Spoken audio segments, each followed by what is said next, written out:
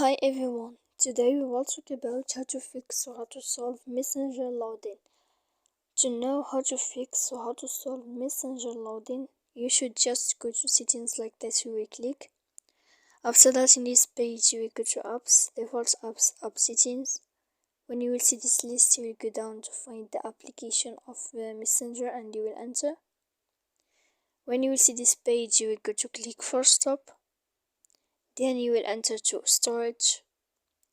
After that, in this page you will click clear cache. Then you will go to click clear data, and after all that, when you will end this, you can turn off your Wi-Fi.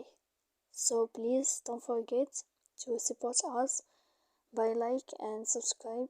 See you next time in another video, and thank you for your attention and your watching.